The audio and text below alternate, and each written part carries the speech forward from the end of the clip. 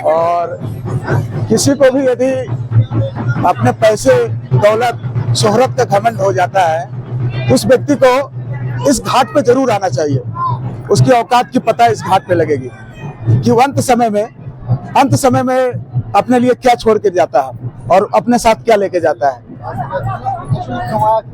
उसने अपने लिए क्या कमाया। आपके पास ट्रिलियन, बिलियन और ट्रिलियन, अरबों खरबों की संपत्ति है, लेकिन आप अपने जिंदगी का एक सेकंड नहीं बढ़ा सकते हैं। ये घाट इस चीज का एहसास दिलाती है। यह है मणिकर्णिका घाट। मणिकर्णिका घाट के बारे में, मणिकर्णिका घाट के बारे में यह भी कहा जाता है कि यह बनारस का सबसे रहस्यमयी स्थान है। यहाँ पे, और मणिकर्णिका घाट को मुक्ति का द्वार भी कहा जाता है। यहाँ पे आप देख सकते हैं 24 घंटा अनवरत यहाँ की अग्नि कभी शांत नहीं होती। ये सबों का, और मणिकर्णिका घाट को मुक्ति का द्वार कहा जाता है। माना जाता है कि मणिकर्णिका घाट पे जिसका अंतिम संस्कार किया जाता है वो सीधा मोक्ष को प्राप्त होता है। और कहा जाता है कि जिस व्यक्ति की मृत्यु मणिकर्णिका घाट पर होती है उसे भगवान शिव स्वयं, और बोलते नहीं।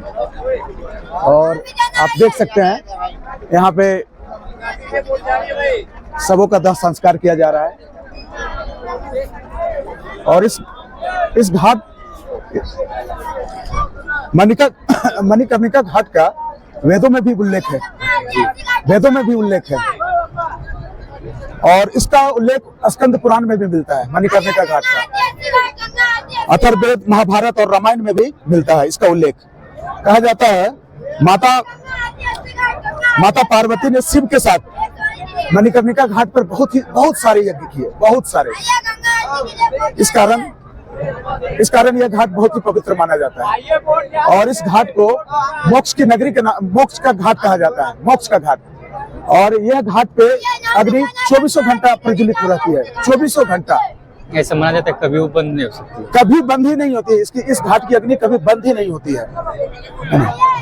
और यदि पर डे का हम कैलकुलेशन देखें तो यहाँ पे पर डे कम से कम हजारों लाश दिन रात जलती है। दिन रात हजारों लाश का यहाँ पे दाह संस्कार किया जाता है।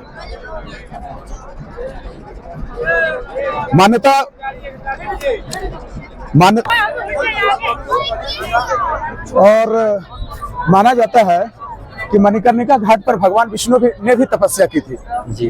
हाँ। और भगवान भोलेनाथ ने इस घाट को मोक्ष स्थल का वरदान दिया। मतलब जो भी व्यक्ति मणिकर्णिका घाट पर, जिस व्यक्ति का अंतिम संस्कार किया जाएगा, उसकी मान्यता है कि उसे मोक्ष की प्राप्ति होगी।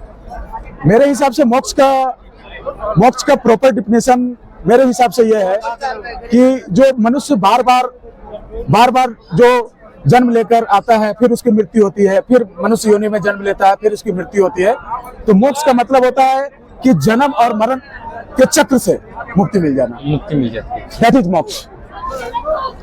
और ऐसा भी कहा जाता है, इस घाट के नामकरण में भी एक मैथोलॉजी छुपी है। ऐसा कहा जाता है कि माता पार्वती का कर्णमणि इस घाट में नहाते समय गिर गया था। इस कारण इस घाट को मणिकर्णिका घाट कहा जाता है। ऐसा माना जाता है। ऐसा माना जाता है। ये वेदों के द्वारा ये मैथोलॉजी है मणिकर्णिका घाट की। इसी कारण इस घाट का नाम, मैंने माता पार्वती के मणि के गिरने के कारण इस घाट का नाम मणिकर्णिका पड़ा। और मणिकर्णिका घाट पर 24 घंटा चिता जलती रहती है। 24 घंटों, एक घंटा आपको देखने को, एक सेकंड भी ऐसा ना हो कि एक भी चिता की अग्नि प्रज्वलित ना हो। 24 घंटा आपको मणिकर्णिका घाट पर चिताओं की अग्नि प्रज्वलित रहती है। कहा जाता है कि भगवान शिव स्वयं जो व्यक्ति का दाह संस्कार होता है उसे स्वयं मोक्ष का वरदान देते हैं। इसीलिए इस घाट को सबसे पवित्र घाट माना गया है। और इस घाट को सबसे पवित्र और महादेव के सबसे प्रिय घाटों में ही मणिकर्णिका घाट का स्थान है। इसलिए हम लोग जब भी आते हैं तो मणिकर्णिका घाट पे स्नान करके बाबा विश्वनाथ को जलाभिषेक करते हैं। जलाभिषेक करते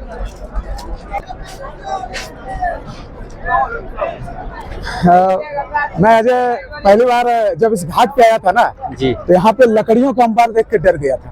लकड़ियों का